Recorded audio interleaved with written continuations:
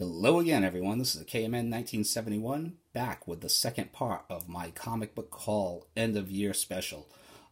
This was basically encompassing my top 52 pickups of the year. Last week I went through picks 26 through 52, so this video will be showcasing my top 25 picks, back issue picks of 2017. This is in no way me bragging at all. I've been watching a lot of end of year videos, and man, I can't even touch a lot of what you guys have been collecting this year. I want to say ETA Nick alone, his last haul was better than anything that I've collected all year. So I approach this with a lot of humility, but at the same time, I'm proud of whatever I've been able to scrounge up for my PC this year. So I'll also be implementing my the state of my pull list for this year. What I still have on my pull list, what I've dropped, my overall thoughts of the movies and TVs, at least based for comic book based, and basically my year-end review. So I hope you all like it. So quite a few comics, quite a few opinions to slog through. So let's kick it off with Hellboy. I want to say the name of this special was Krampus. I'm not sure, but Mike Mignola and Adam Hughes on a Hellboy comic. I mean, Dream Team alert. So pick this up. Good story too. So my the owner at one of my LCSs said that last week after he read this, he would throw it into my pull box, and sure enough, he did. So this is the Adam Hughes black and white Virgin variant. And I went to another LCS looking for, just hunting around. That they didn't have anything there, and I don't like to walk out empty-handed, but they happen to have this still sitting on the shelf. So this book's has a little bit of heat to it right now, so I would recommend picking it up, even if it cools off, because it's just a really cool story. Alright. Moving on to the pull list. And I will be listing these from least favorite to favorite. So, Supergirl, number 16. And the only reason I have this as my least favorite is I don't actually read the title. I'm just buying this for the Art Jeremiah candy, and these are just some beautiful covers, man. So as long as he's doing the covers, I will keep on picking it up. Who knows, maybe I'll get around to reading them someday. Guardians of the Galaxy, number 149. Love these characters. This book started off so good, and it was so fun, but unfortunately, I guess it's going to be canceled next issue, so Marvel can have another mega crossover, after they said specifically just, a couple of months ago that they weren't going to have any more mega crossovers because their fan base was suffering from shitty mega crossover syndrome. But oh well, and it's not like there won't be another Guardians of the Galaxy number 1 in a couple of months, or maybe a year, who knows. But unfortunately, they're treating this like a title that's being canceled because the artwork in this was just horrendously bad. Wonder Woman Conan from DC and Dark Horse Comics. I love those cross-company crossovers, and I'm a big fan of both of these characters. It's been a fun read. Nothing mind-blowing, but a fun read. Same can be said about this. Titans number 18, and I'm just a big fan of the Titans. I have been since Marv Wolfman and George Perez made me a fan in my preteen years. So I give this book a little bit extra rope, and I'm giving it until I'd say probably issue number 25 to blow me away. If not, I'm just going to cut it out. Book that I am happy to buy every month, Star Wars number 40. Obviously love the characters, and great art, and usually a great story month in and month out. I want to say this is the best run of Star Wars comics since I've been collecting. So, yeah, very cool. I guess the comic is kind of a little bit in a lull right now in comparison to the earlier issues, but still worth picking up in my opinion.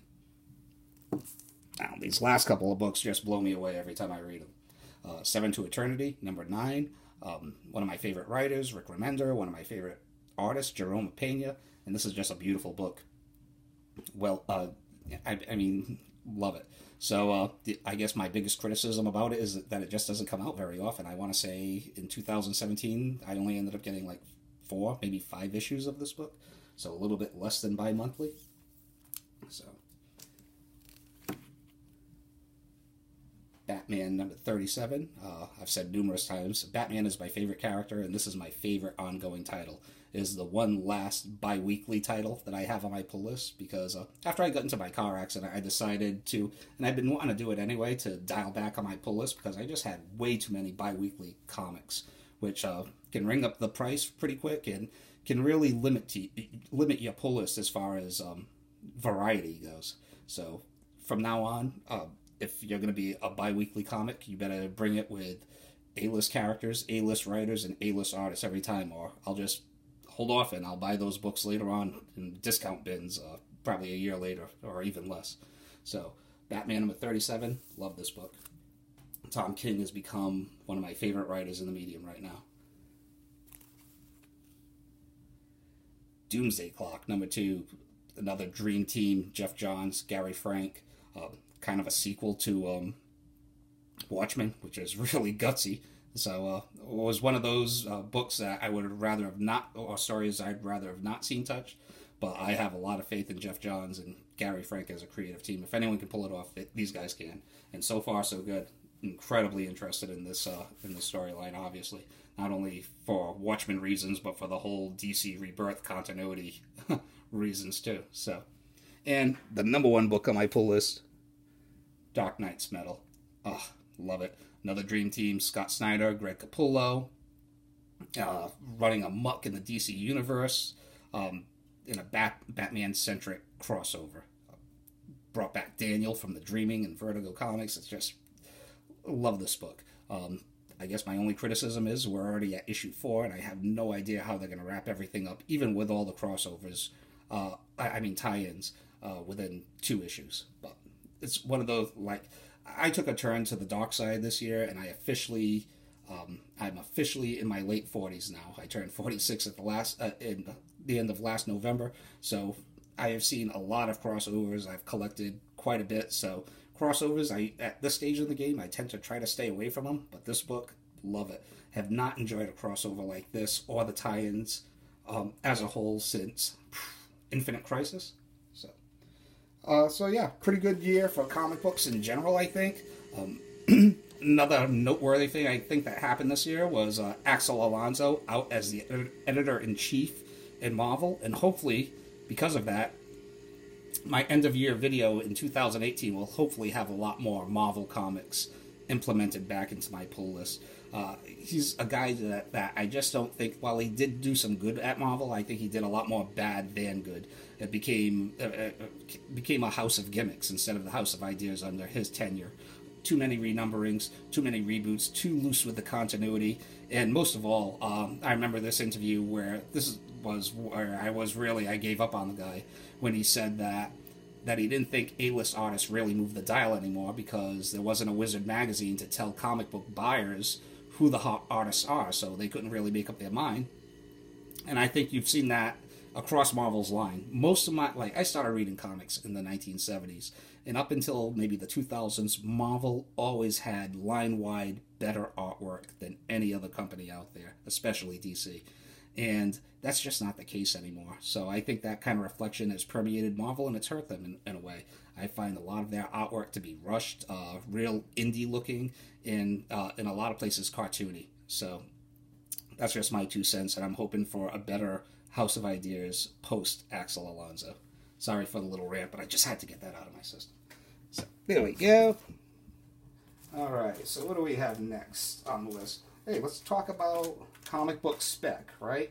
So on one of the sites called Comics Heating Up, I believe, they had a list of what was the Spec book of the year, basically. And the criteria for it was it couldn't be a variant, a ratio variant, just a book that came out this year, regular cover, and it just grew in value organically.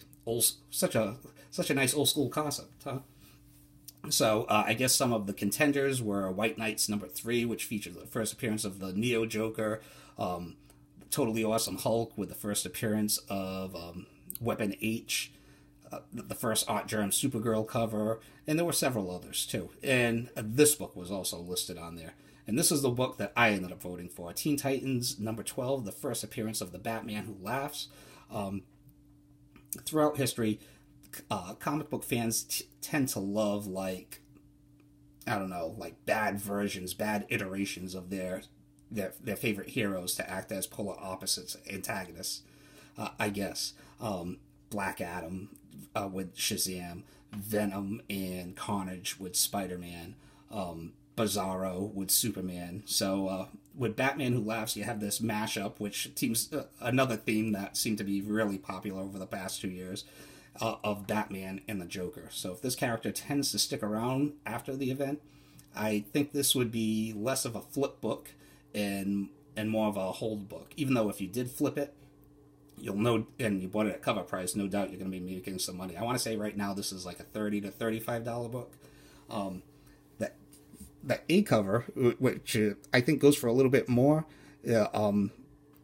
is actually, I want to say it's been reprinted. But the B cover, as of right now, DC still hasn't been reprinting any of the B covers. So even though it doesn't, the Batman Who Laughs doesn't appear on the cover, I would really recommend the B cover too.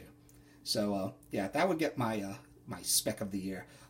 No doubt Weapon H was a big mover this year, but I don't know, just like spin-off characters like that don't seem to stick around that long. I mean, where's Red Hulk, and where's Red She-Hulk, and where's Scar nowadays?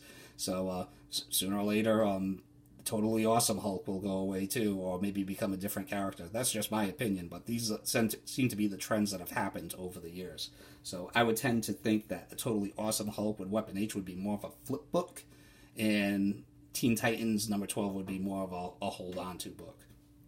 Just my 2 cents. I've been totally wrong multiple times too. So, all right, let's move into the movies category. So, movie of the year,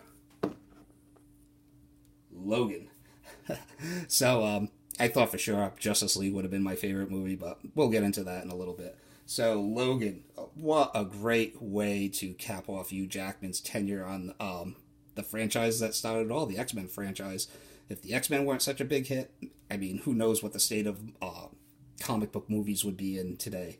So, Logan, far and above the best Wolverine solo movie. The only good solo, Logan was the only good solo movie, in my opinion. And just loved it, man. Sometimes, it's, like the old cliche goes, sometimes less is more. And in comparison to some of the big budget superhero movies that came out this year, which, in my opinion, this was probably the best year for superhero movies, because there weren't any clunkers, in my opinion. All of them were good to some degree, and none of them were like, ugh, there was no X-Men Apocalypse or Suicide Squad this year. This was just a pretty good year of quality. And even on the TV side, too, I enjoyed the Punisher series, enjoyed the Defenders miniseries on Netflix. Walking Dead has been a little bit of a disappointment, but overall a good year. So as far as the movies go, I would rank Logan number 1, Justice League number 2, Guardians of the Galaxy 2 number 3, Spider-Man Homecoming at number 4, Wonder Woman at number 5, and Thor Ragnarok at number 6.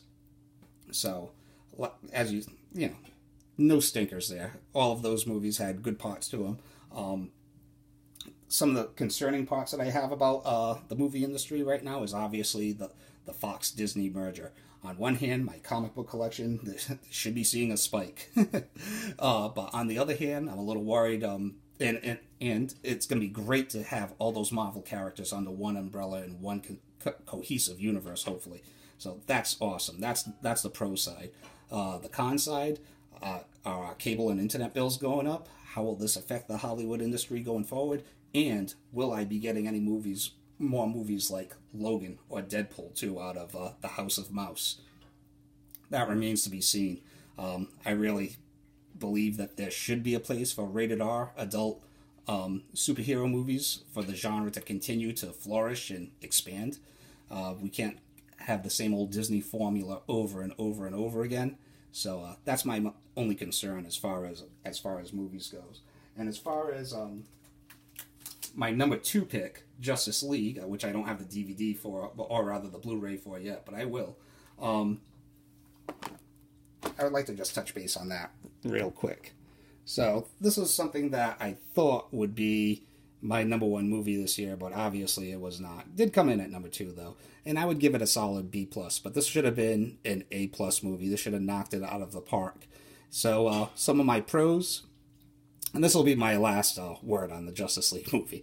So some of my pros, characters. I love the characters. Love seeing them interact on the big screen for the first time. I believe I said that the last time. Some specifics. I really love the Justice League versus Superman after he'd been resurrected.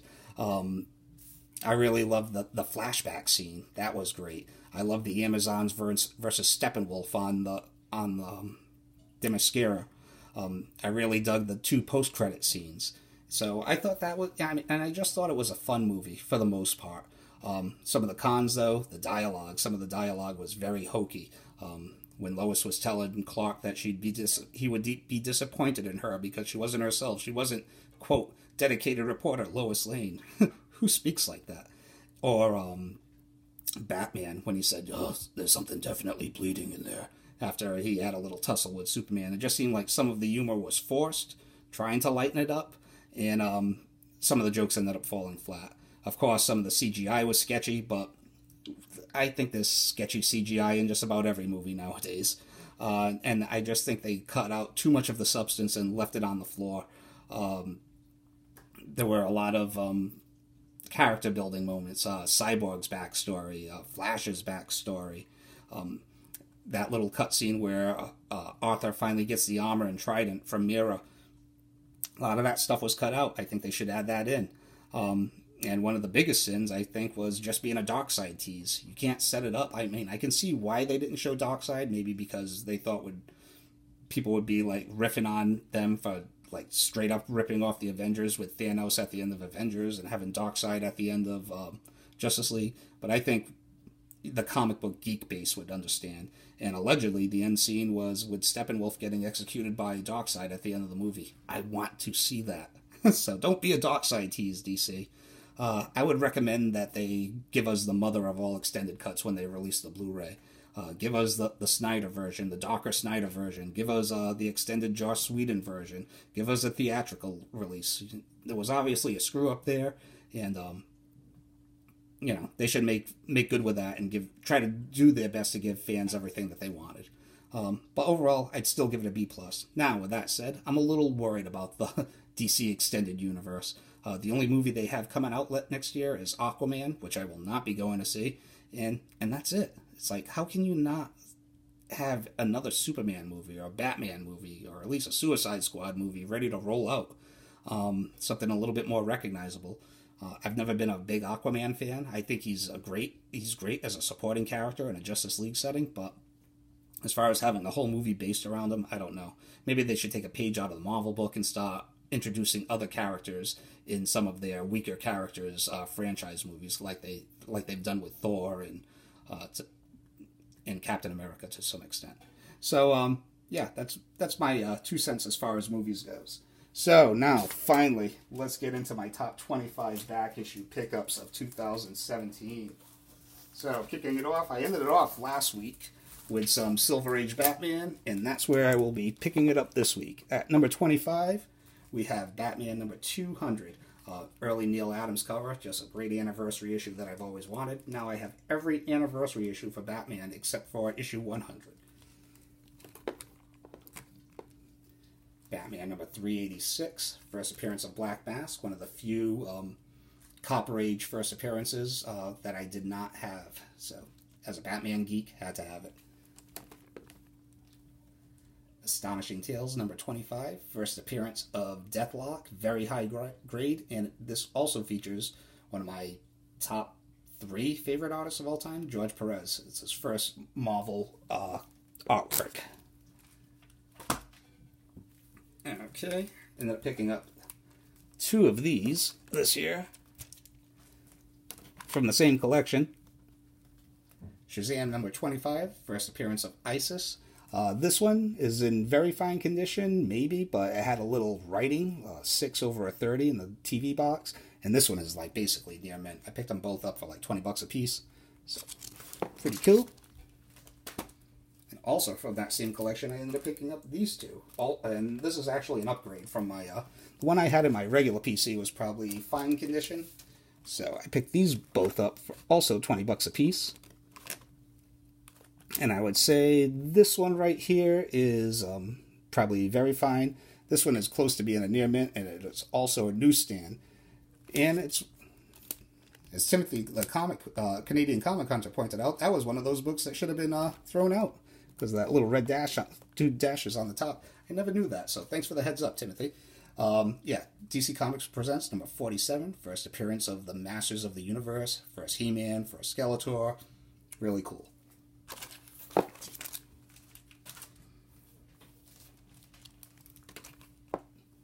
The Monster of Frankenstein, number 1. I'm a big Bronze Age, well, a Marvel Bronze Age horror fan, and this was definitely on my list. This was, I have Tomb of Dracula, number 1. I have Werewolf by Night, number 1, so have to have Frankenstein, number 1, to top off that monster trinity. So, very cool. Also, very, very high grade. Couple more Bronze Age beauties. Iron Fist, number 1. Man, I wish I would have picked this up back in the day before it was announced that he was going to have this series. And even the series, even though it wasn't, in my opinion, good, this book really hasn't dropped, as far as I know. So very happy to pick it up. Can't go wrong with John Byrne back then.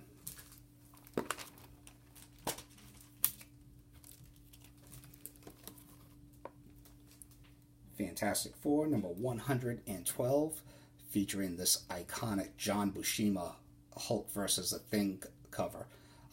As many of you know that watch my channel, I'm a big fan of Versus Comics, and this is one of the best ones out there, man. Love it. Probably fine, straight up fine condition. It has a little bit of a crease down there, but with a tough black cover like this from the Bronze Age, I will take it.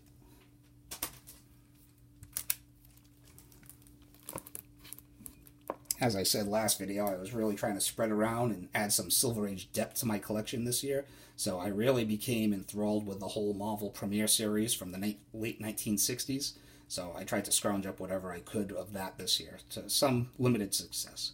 So here's Nick Fury, Agent of S.H.I.E.L.D., number 1. Main floor is this, I don't know, marker stain or something right there.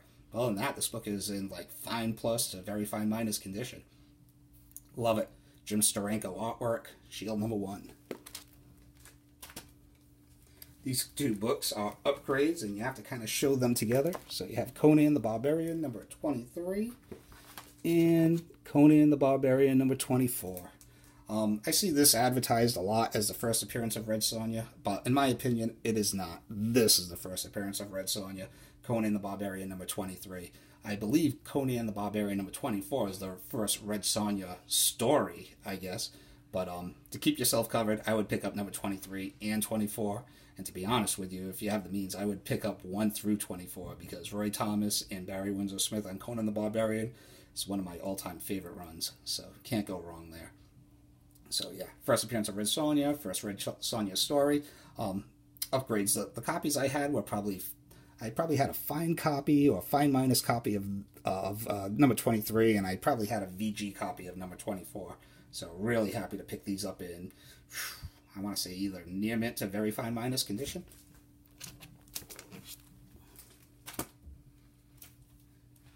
And I was also happy to pick those up before the news broke that Red Sonja was going to get revamped in a new movie or whatever. So, Spider-Man number 1, my first Stan Lee signature. I was on eBay one day actually trying to get this book that with a Todd McFarlane signature on it, and I ended up stumbling across this instead. So Stan Lee, awesome. Stan Lee signature on Spider-Man, who I believe is his greatest creation, and this is one of my all-time favorite Spider-Man covers, done by my all-time favorite Spider-Man artist, Todd McFarlane. So very cool. Came from Stan Lee Collectibles, so very nice. Now I'll have to work on trying to get like a Jack Kirby signature somehow this year into the collection. I was never really big on SIGs, but here and there, they're pretty nice. I have a short list.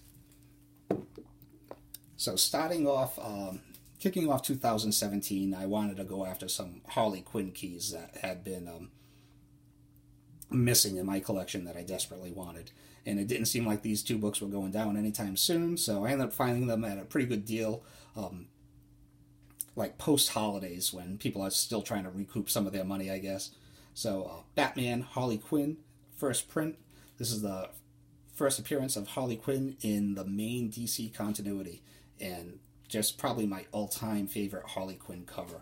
Love this cover, obviously. Alright.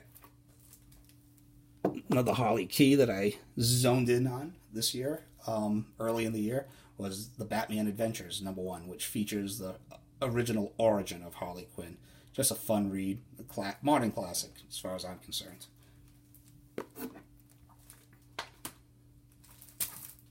And then lastly,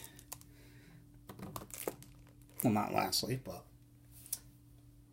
another first issue, premiere issue from the Marvel expansion series, Samaritan #1 from 1968. This is from CBCS, and can I get it on there? Yep, 6.0. So fine condition, which is cool. Only reason I ended up getting it at a slab was for the price and what the other books were going for. Other Samaritan #1s were going for on eBay. I ended up picking up this one. I only own three slab books in my entire collection because I'm just my inner kid. I just like to flip through my books every now and then, or at least have the option to. But when buying these old Silver Age books, I don't really mind the slabs because at least if I ever do resell it in the future, there'll never be any kind of debate that there was any kind of restoration done on any of these. So, very cool, and very happy to pick that up. Samaritan #1, classic. Alright, so now we're down to the top 10. And I want to say that, aside from like 1 or 2 books, this is all straight up Silver Age from here on through. So, and number 10, Strange Tales #135, which is the first appearance of Nick Fury. First appearance of S.H.I.E.L.D. and the first appearance of Hydra. As I stated in my last comic book haul video of 2017, that is a nice slice of Marvel pie.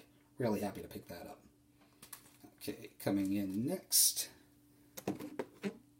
we have Dr. Solar, Man of the Atom, a book that I wasn't necessarily looking for, but it was on my list. I just didn't think I'd ever run into it for a price I was willing to pay for it. But I ended up running into this out in the wild, fine minus condition, or maybe even fine condition, I'm not sure.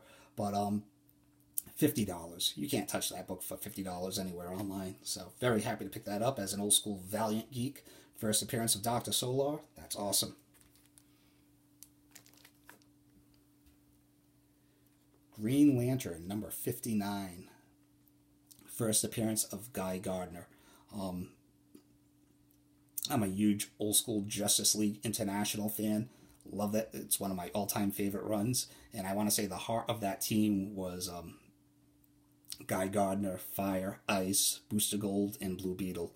That's what made that team special. So, before Justice League, I could care less about Guy Gardner. But this was the first appearance that I picked up. Well, in my opinion, a major first appearance in 2017. Beautiful copy. The only thing is there's a January 24th, 1968 date stamp on there, which I'd rather not have any date stamps, but if they're from the 1960s or before, I think they're kind of cool. So, yeah.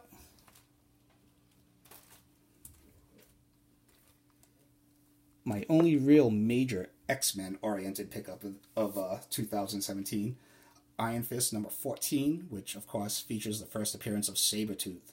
Wolverine, like Batman's my favorite character. He's like favorite character A, and Wolverine would be favorite character B. Both of those characters are like tops with me. So I'll never own the Joker's first appearance, but it's very cool to own Sabretooth's first appearance, Wolverine's arch enemy. So very cool. And it also helps me with my Iron Fist run.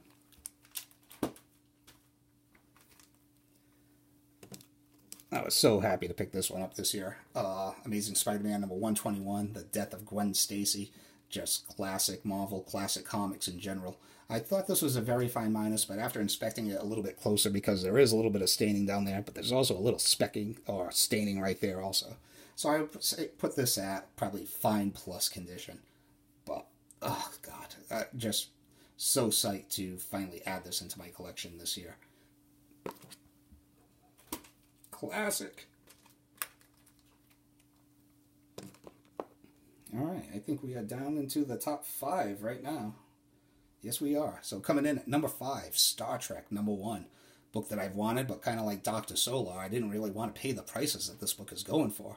So ran out into the wild, $50, fine condition, all day long, man. First appearance of Star Trek, first appearance of James T. Kirk, Spock, Bones, Uhura, the Starship Enterprise, Zulu.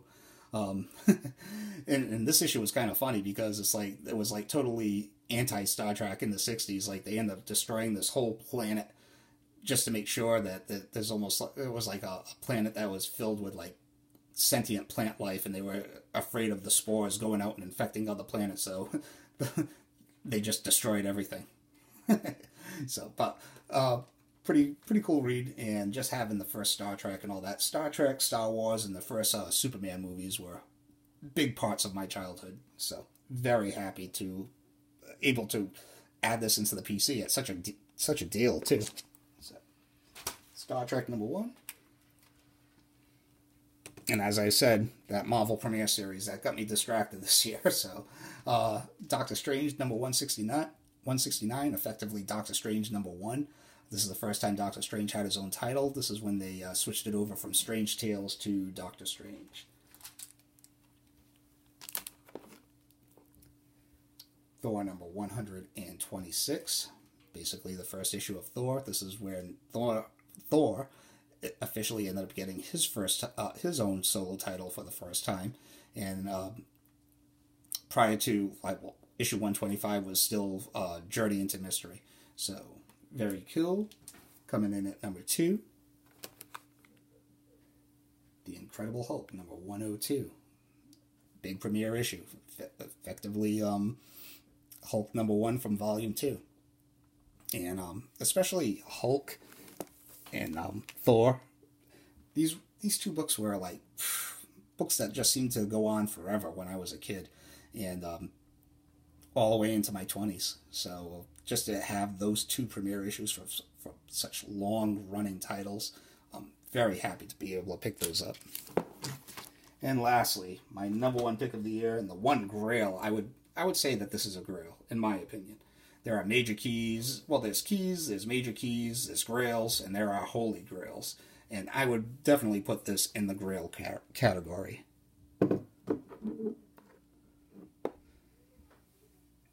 Fantastic Four, #48.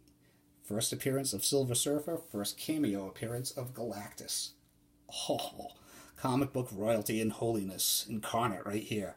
This is a CGC, 5.5, fine minus. And this was my one big book of the year. I paid a little over $400 for this, which is a pretty good deal in my opinion. And this is one of those comics that had been on my long list for a very long time. Very happy to pick this up before the Fox-Disney merger too, for sure. So just a book that I'm super happy to have. And even like looking at it now, I bought this close to the beginning of the year, and I still get all geeked up and tongue-tied looking at this thing. So very happy to have it. And that will top off. This is my best of 2017. I thank you all for watching, liking, subscribing, as you always have and always do. So thank you for everything. Have a happy and safe New Year's out there. Next year, expect more Silver and Bronze Age from me. I would really like to pick up an X-Men 94 and finally try to finish off my Ultimate X-Men run. What else would I like? I'd like to pick up an Iron Man #1, maybe a Captain America #100. I would like to pick up a Fantastic Four 49 and 50 also. I don't really do the whole want list thing because my buying habits, I wait for the right book to come across at the right grade and the right price, and that dictates how I go along buying it. I'd also like to polish off some, next year I'd like to polish off some of those Bronze Age characters that have been on my list, like Luke Cage, Iron Fist, Moon Knight, Swamp Thing, even though I think Swamp Thing might be out of my range right now. I'd like to go after some 80s classics too, like Grendel and The Crow. So, so expect hopefully some of that next year. So thank you all for watching, liking, have a happy and safe New Year's, and I will see you all in 2018. Take care. See ya.